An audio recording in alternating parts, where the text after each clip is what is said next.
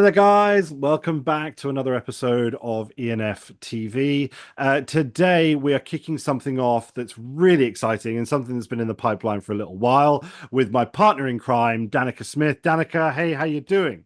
Hi Tom, I'm so excited to finally, we've been talking about this for over a Yeah, year, and today we're launching it. So I'm very excited. yeah, yeah. What are So we just to give you launching, Tom? guys, look, just to give you guys a quick sort of brief. So we did an episode together a little while ago, and it was basically reviewing trends. Danica was bringing sort of really exciting trends up, asking questions to me, and I answered them terribly at the time, but I did my best. And we sort of talked about this for a little while about putting together a quarterly series where we basically bring you data, trends, things that are going on in the industry that look really interesting and exciting. And we've called it the check-in series. So Danica and I are going to be checking in, talking about these trends, and it's going to be a learning for me every single time, but it brings you, the audience, some really cool data information that you could potentially use, or at the very least find really interesting that's going on in the market.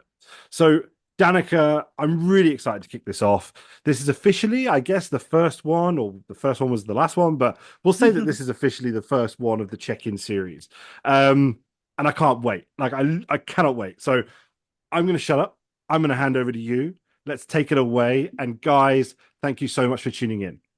Thanks, Tom. Yeah, and thank you so much for launching this with me and being out my partner in crime in the check-in series because there's a lot happening. And what I've Sure. realized in the 10 years working in guest experience space is um, what I've seen in the last 12 months is the pace of change. I've not seen this over the last decade, and I Sure. think that's going to continue to rise. And also, a lot of it's something that as individuals we can connect with as guests. It's really Yep. nice to see these different trends. So, what I would like to do is kind of cover off the new guest experience of what have we seen so far in 2025, Yep. and what does guest experience trends look like as we move forward. So, to kick things off, first of all, I would like to ask you a question, okay? Here we go. Come on Here we go. The first question. Okay. then. So, Tom, when you plan a trip, are you looking for relaxation or reinvention? Relaxation. Relaxation. Okay.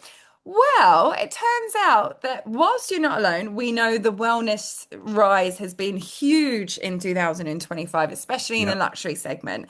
What is new in 2025 is this idea around guests really seeking personal growth Okay. All as right. their purpose of their travel. So Interesting. Okay. what I've kind of looked at as the guest experience, and I've worked with lots of clients, attend lots of different conferences, and I'm living and breathing this daily. And I've Sure. really kind of summarized it into what the guest experience into like four P's. So we Okay. used to have the traditional P's of marketing, product, place, price, Yeah. Yeah. promotion. Sure. And now I kind of see the guest experience as these four P's. Now I've come up with them, but Okay. I do forget them. So let me We're going to trademark these as part of the check-in we're gonna series. trademark them. Exactly. And hey, look, it might change in another 6 months. I wouldn't be Yeah. surprised. But That's the I nature of it, though, isn't it? exactly. So I kind of see like what guests are looking for in the guest experience is personal. You need Right. to know me. We know that one. There's so much talk around personalization, Yep. relevant information to the relevant person. How do you communicate to me as a guest? So I'll come on back to that, but that's the obvious one. Okay. The second one is purposeful. So how are you going to Okay. grow me? Which was the question that I asked you.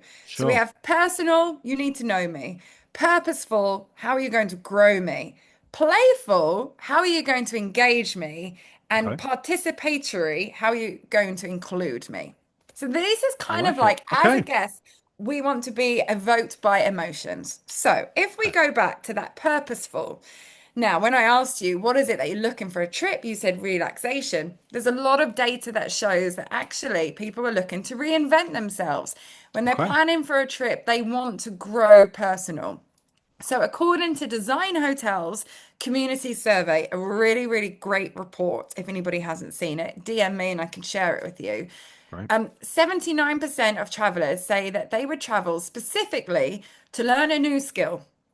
And 43% would join a creative workshop like writing, ceramics, or paintings. Cool. Okay. So, and another stat here that 39% said that they would join a self-improvement retreat focused on mindfulness and mental clarity. We could Sure. all do with a bit of that, couldn't we? Yeah. Yeah. Yeah. So, when you think of kind of like, okay, how can you grow me? We need to look at the guest experience and guest stays and travels as a vehicle for self-discovery. Yeah. We know that guests are seeking out ways to help them grow it, whether it's emotionally, socially, or intellectually. Yeah. So I guess for anybody listening that's a hotelier, we need to think beyond the spa treatment, the yoga class, and we need to think about, wellness retreats that are really all encompassing. We need to Yeah. think about the local community projects, and workshops that really have soul. Yeah. So, an interesting theme. It's really like if your hotel can't teach me something, at the Yeah. very least, it needs to leave me inspired. Yeah. Well, it's in okay, so now we've spoken about it, right? So there's a part of this where yes, I absolutely do go on holiday to relax. There is no question there. If anyone knows me out there, you know this. But there is one thing that we do on our big so we do city breaks and stuff, but on our big we do like one big holiday a year. And on that big holiday, we always do something that purposefully either scares the hell out of me or Hmm. challenges me. So I'm afraid of heights, and I Okay. skate. If anyone knows, there is a cliff edge in Bali on a separate island called Nusa Penida, and it's about 200 feet. And I had to climb it without any ropes, and I was terrified. I had a full blown panic attack. But once I got back Wow. up, it was the most incredible experience of my life at the time. I've always been afraid of very big animals in the ocean, and then we did whale sharks again. Ah, amazing. Terrified, Yeah. terrified. But so my partner Danny always tries to find something for me well, for us to do that terrifies us. So would you say that in your data is part of growth, or is that Yes. more just experience led holidays or something? I don't know. Yeah, I mean, I think both because it is experience led. So it would fall under like the playful, like, you're exciting, you're Yes. engaging me. Yeah. But then, like, as a person jumping off a cliff, whale shark diving, you're leaving a different person. You are growing, you face Hmm. your fears. Interesting. It's not just, like that's a skill, a mindset, an inspiration that you've acquired during your guest stay that you can go back and lean on or implement in your daily Yeah. life. And Yeah. that's Okay. what in life we're looking for, like think of the rise of self-help books and, podcasts. And I personally kind of, because I always have a list of things that I want to educate myself on, and I never Sure. get round to it. But I quite like the idea of being like, okay, for example, crystals. I really want to understand crystal healing and get to know that. I don't Yeah. have the Yeah. time to do a course. I never read books, and the podcast, it's not my priority. But if you could give me a little retreat with a massage, where I study for 3 hours a day and then I get to enjoy a Yeah. glass of wine on a beautiful location, or I go to India and I source the crystals, like that's the kind of learning, engaging, and knowledge that I would want to consume. Right. So it's that Okay. kind of trend that just wasn't there 3 years ago. No, no, no. Fair enough. If you got a decent meal and a pool, you were pretty happy. Exactly, exactly.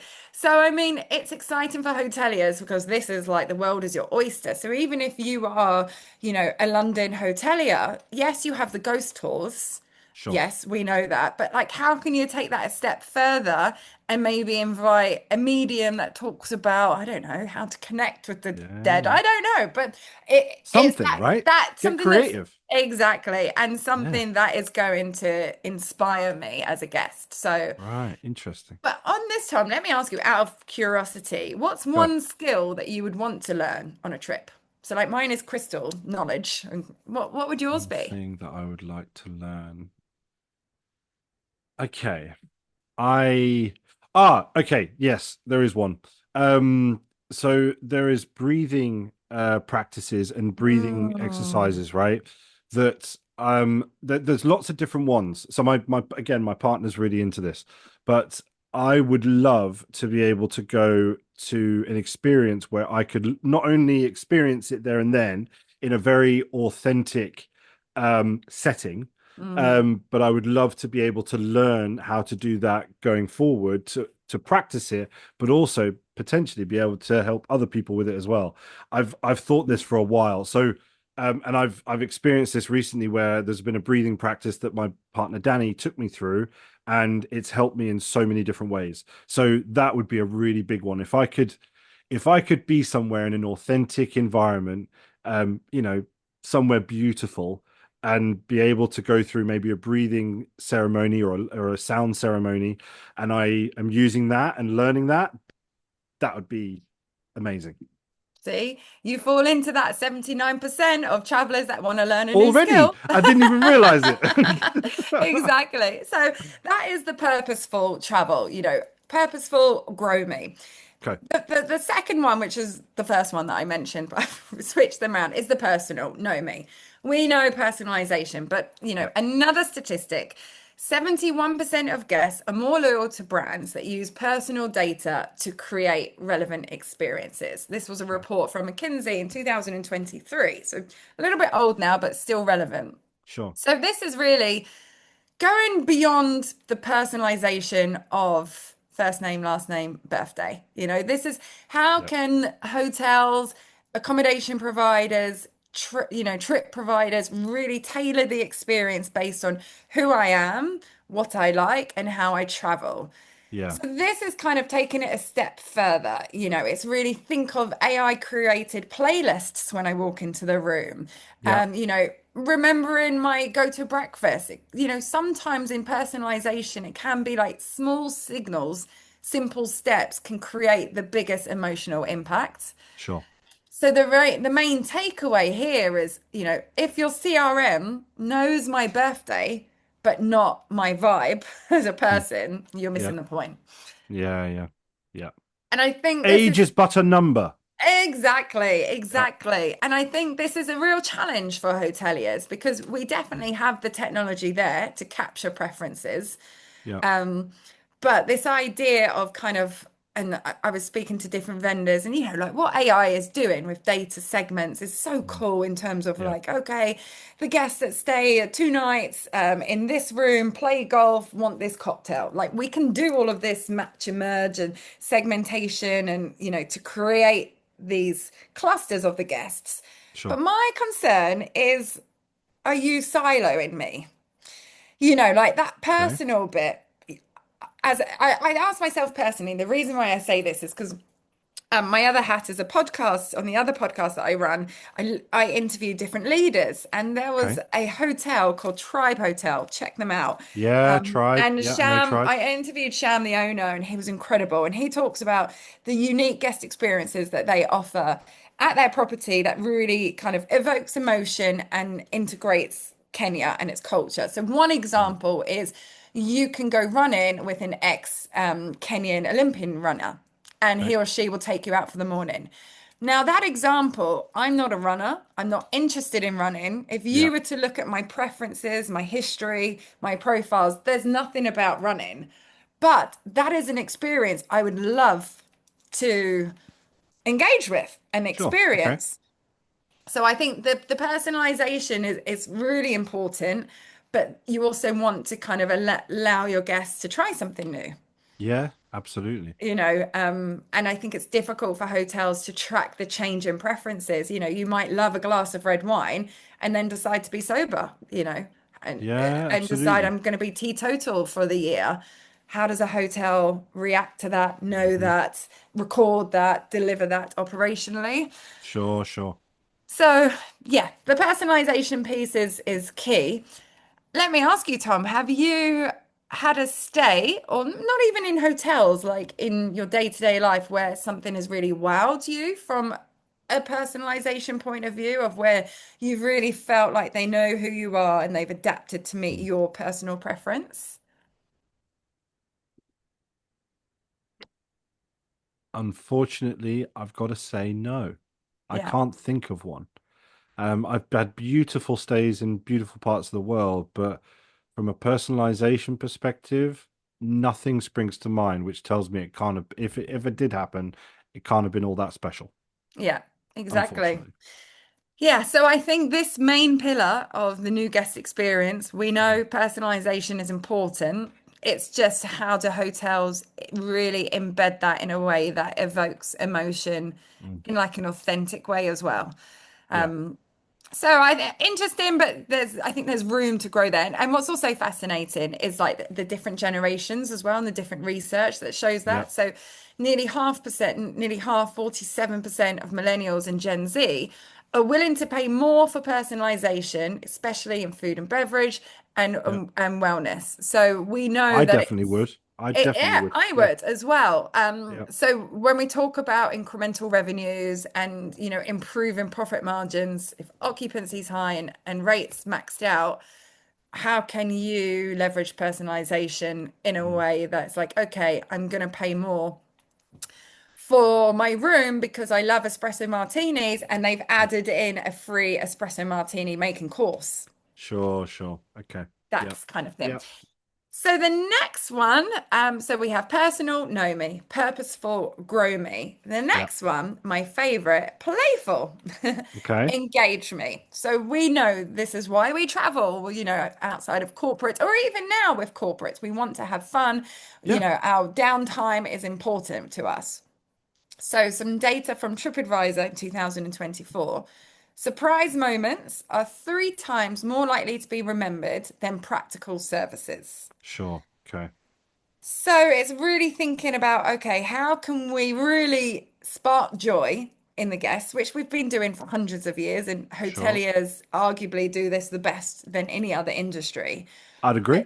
but now it's kind of like, okay, how can we inject a bit of creativity into that guest journey, whether it's through content, whether that's through design of the actual physical building, or even Yeah, through humor?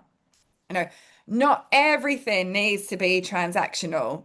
yeah, Some things should just be fun, you know. yeah, So if I giggle at a mini bar note that, somebody's left behind for me, the barman or the bar lady, and wrote something sweet, yeah. that's loyalty in motion. That's what I'm gonna remember way more than any kind of upgrade or smooth service. Yeah, yeah. So the playfulness is definitely an important one. Now, how that looks like is a lot of scope. Mm. Really difficult if you're a brand. Very Is difficult. why would it be different just for anyone out there and me? Yeah. Why would it be difficult for a brand rather than maybe a smaller group or a single property or anything like Because I think you don't have as much scope to be creative. that? The Okay, SOPs are a little bit more stricter. sure. Also, the size of your property, the staff resource of your property comes into this as well, the stress Yeah, levels okay. of your property. So I think this element of like really engaging me as a guest and evoking emotions and making your stay super memorable comes from the people. Right. Okay. And Interesting. All then right. the way that culture of your business, if you don't put the people at the forefront of your business, Mm-hmm. i.e., protect their mental health, protect their Yeah. workload, give them the autonomy to show their personality, Yeah. recruit based on, emotional intelligence instead of history. If you don't have that at the culture, it's really difficult in guest Yeah. experience to now be like, oh, how can I engage my guests and be playful? Yeah. Yeah. It needs to come from that cultural top really. Interesting. Okay. No, it makes sense. Makes sense. I was it was just an interesting sort of one that I just thought I'll delve into that one because I wasn't quite sure why. But yeah. Yeah, and also, again, another great story of this, another great example of this is to create those surprise aha moments in the guest journey that really engage and connect with me emotionally. Mm, It has to come from the staff. And I give you an example. Let's yeah. say you're driving, you're on the Maldives with your partner and you're on holiday Yeah. or with your family, and you have young kids, and in the SOP protocol. It's like when the people that stay in this villa, when they arrive from the seaplane, they're going to have a welcome cocktail, with the refreshment towels, and then they're going to be taken to their room. Yep. What it takes for that staff member to be able to recognize what's in front of them. Oh, wow, Danica and her husband and her kids have just arrived. They're delayed. I can see they're extremely stressed. I can Right. tell their kids are tired. Is it really good use of the guest experience to make them sit down and have a cocktail when they Yeah. just want Yeah. to get to their room? Yeah. So that staff member needs to have that emotional intelligence to be able to, react, adapt, Yeah. and really deliver on that moment. Yes. Okay. So Understood. that kind of like playfulness, engage me, I personally think comes from like putting emotional intelligence at the forefront of my front facing staff. Yeah. And to be honest, all of my staff. If I had my own hotel company, that would be the number one driver that I recruit for because it's everything. I had another example of, you know, arriving in that scenario, being stressed, trying to do the Yeah. check-in, and having a member of staff take my kids to go play football, Mm, for just that 10 minutes whilst my yeah. husband and I, we weren't in the Maldives, but I could pretend, whilst we, just kind of like did that check-in process, that is like such a sweet, memorable Yeah. moment that made my stay amazing. Yeah. Yeah. So that's kind of like the playfulness, the engagement Sure. part of it. The next one is, yeah, how do you participate? How are you going to include me? And Okay. it's really ironic.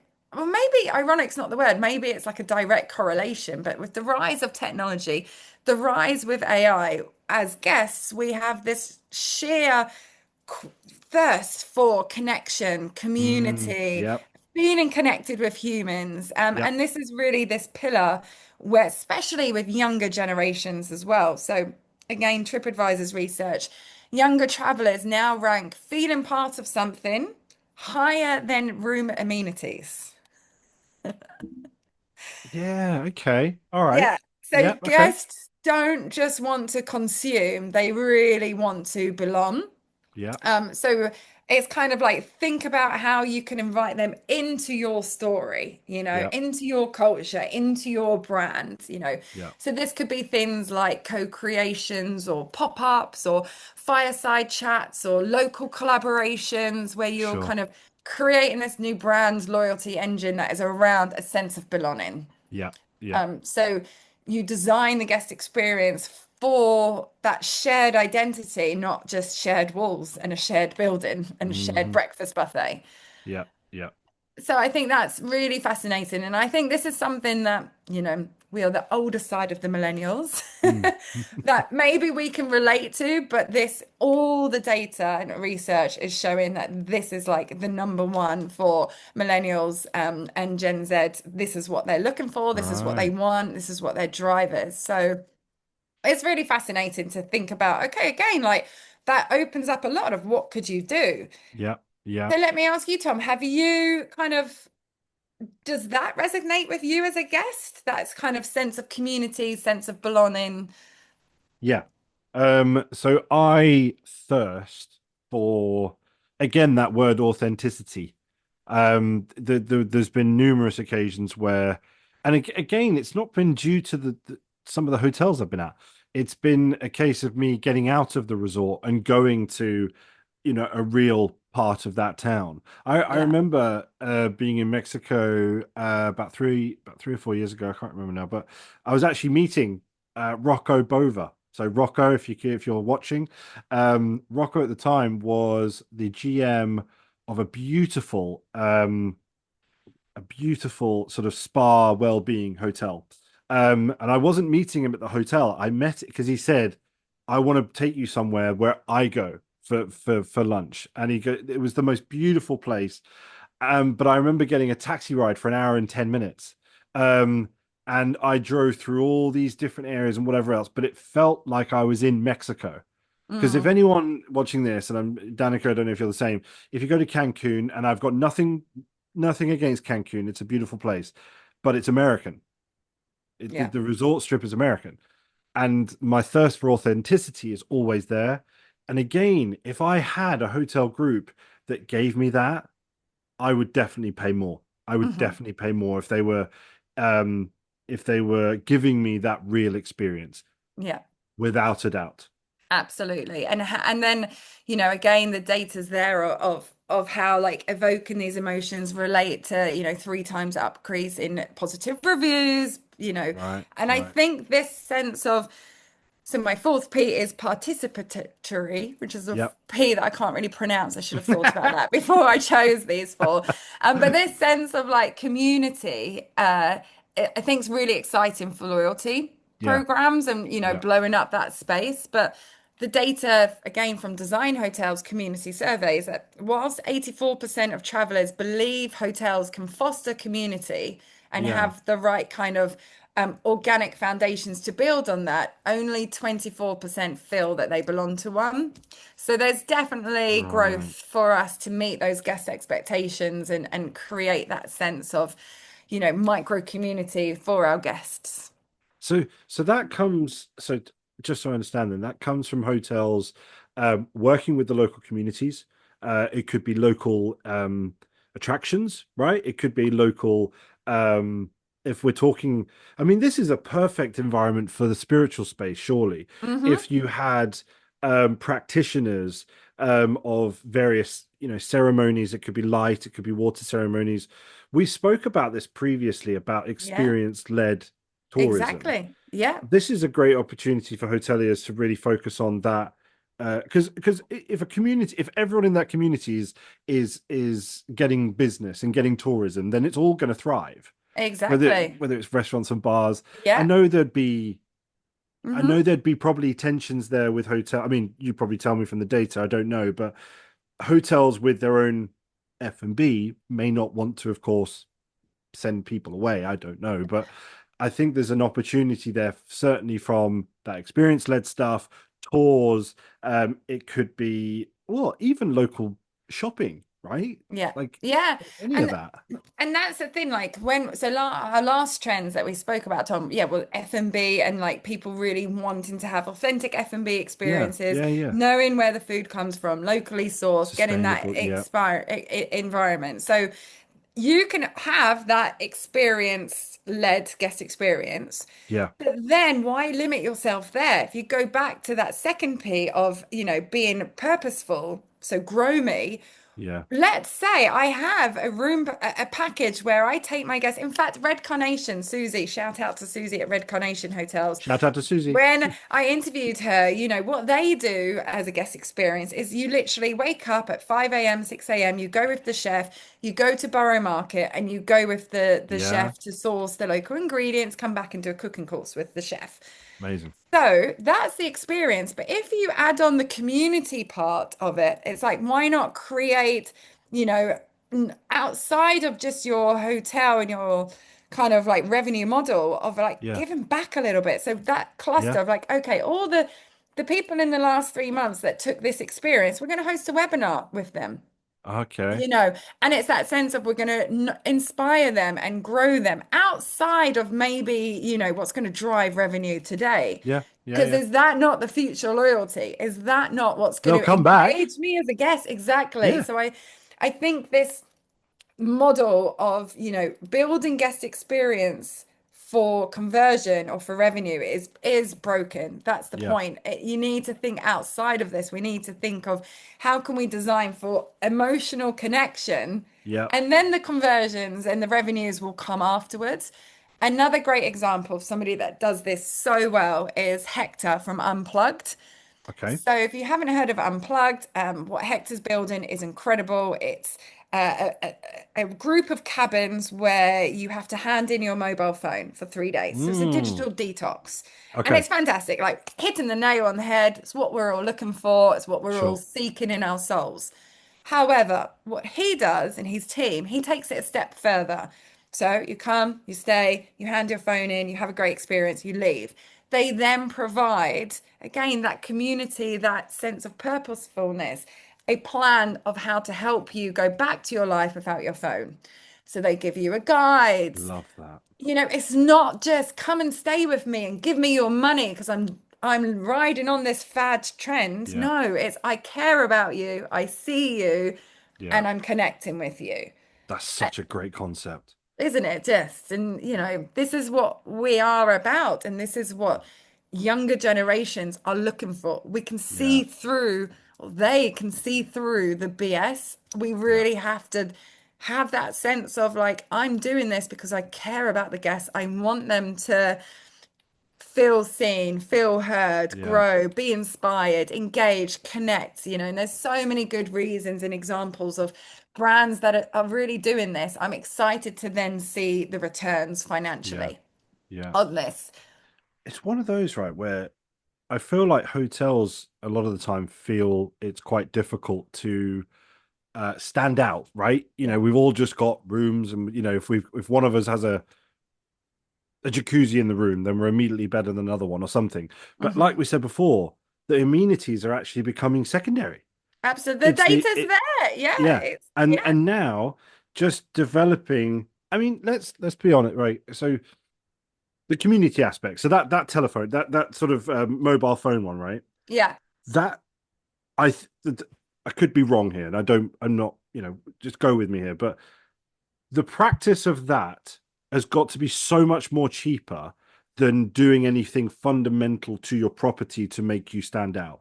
Just a simple mindset change of we could work this out and communicate effectively with our guests. Hmm. That from a I mean, tell me if I'm wrong here, but does something like that cost a lot of money to implement? I know it would be time, but does something like that would that outweigh the value for that hotel? Is what I'm trying to say. Yeah, so I think this is where there's not enough research, and it comes back to that good old cost of acquisition. Right. Okay. My Okay. my OTA commissions versus my team of marketing and my Hmm. advertising spend. I don't think we're recording this in the right way yet. I think the Right. Right. research will hopefully be there because a lot of this stuff that we're talking about, Tom, is very, very new. It's very new. Sure. Not Sure. many Sure. hotel brands are implementing this, but I think in 2025 and definitely beyond the brands that will win and be successful are the ones that design that guest experience, that Yeah. guest journey, Yeah. not for heads and wallets, but honestly for hearts. Yeah.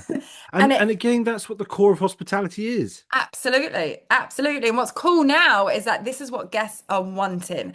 And I mean, the Mm. data that we do have, let me find it here. The data that we do have of why this shift matters from a business sense, Mm. is that whilst brands that are building and optimizing for operational efficiency or guest satisfaction when my guests are satisfied, Yeah. the brands that are building for emotional engagement, Hmm. we know emotional engagement is the number one driver for positive reviews, return intent, and long-term loyalty. Like this is not just fluff. Oh, build for your Yeah. heart. Yeah. No, this is a business case for why that experience-led transformation has to be where we're going to. So, it is looking at your guest journey, your guest experience from search to checkout and Yeah. trying to see how can you inject some of these elements into the touch point and asking yourself, does this make my guest feel something? Does it make them feel Yeah. something? Is it meaningful or is it just a transaction?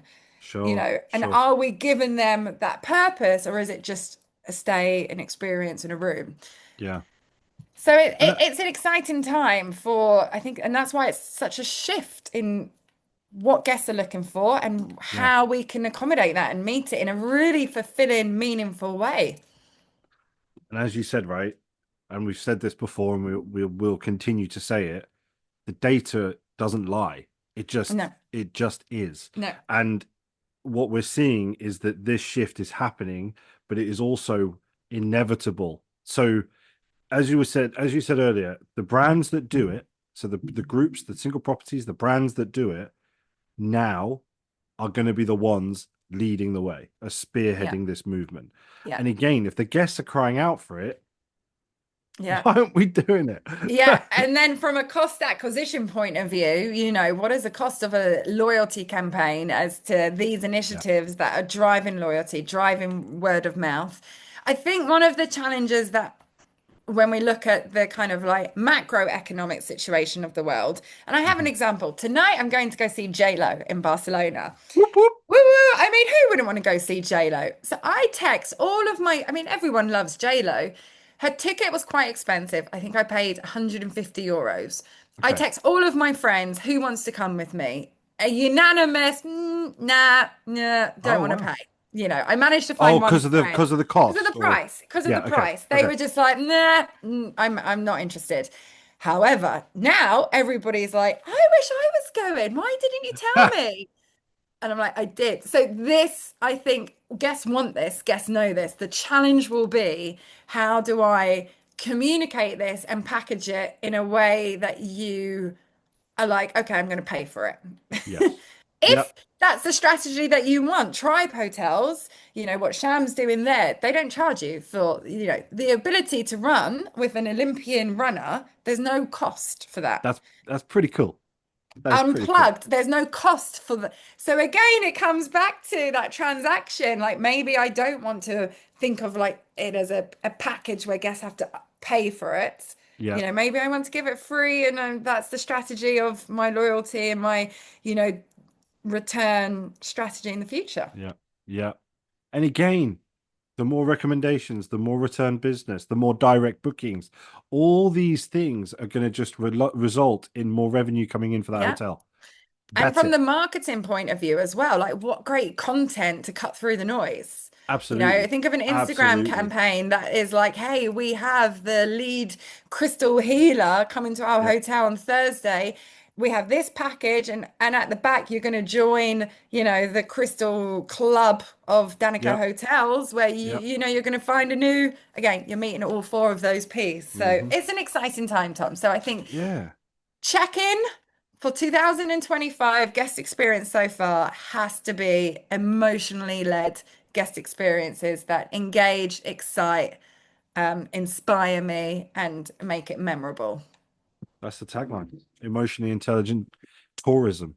Yeah, I think last time the tagline was sleep tourism it because that was. was Yeah, one that I hadn't even realized I was doing at the time, if you remember. Because I was just like, oh, I just had a menu of pillows. I didn't even realize it was called yeah, something. yeah. Um, oh, what a great session. The four P's. The four P's, baby. Right. Can you remember So, them? so personalization, personalization. The other one was uh no, the last one was participation. Mhm. Personalization. The other one was close to personalization.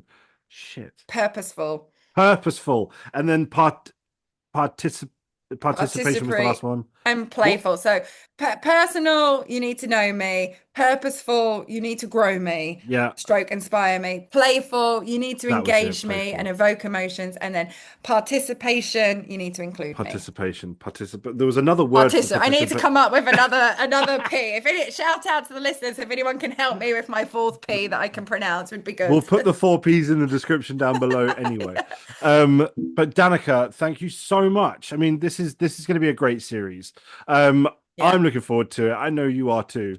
And I think it's going to be a really cool way of us giving industry updates to people throughout the industry, no matter what function they're in. And it might even inspire some people to do something just a little bit different and get a little bit creative. And I think that the industry could use quite a lot of that right now. So yeah, I think this has been really, really cool. Thanks for having me, Tom. And I would say if anybody's implemented something that we spoke about, please let us know. Yeah, How did you? I think it'd be great to share that. How did you even get that over absolutely. the line? What was it operationally, marketing, strategically? What did it look like? And then on the other side, if anybody's got an area of the guest experience that they would like us to focus on, so maybe it Yes. is Yes. demographics, the different generations, maybe it's the different regions. There's a lot of talk about US tourism right now. So I'm Yeah. happy to kind of like polar in if anyone wants to send their requests into us. Participation. Exactly. And Community. purposeful and it's There you go. There you go. We're even doing it ourselves. playful. Um, Well, guys, I want to say a massive thank you to all of you for tuning into this week's episode of the Check-In series. Please don't forget to subscribe to the channel. We bring you content every single Thursday with amazing guests, and to do that, we need a fantastic community around us. I think we're sitting on just over 380 subscribers currently, and we're really pushing to get to that 500 mark. So please do, if you like the video, you like the content we're putting out, click that subscribe button. Let us know in the comments down below what you think. And as Danica said, if you've got anything that you're implementing at the moment, or anything that you're looking to do and you're wondering about whether you should or how to go about it, put it in the comments below. We're trying to build a community here. And if we can talk and build that dialogue, make suggestions, it's going to do nothing but help everybody concerned. So thank you again for tuning into this week's episode, and we'll see you in the next one. Bye-bye.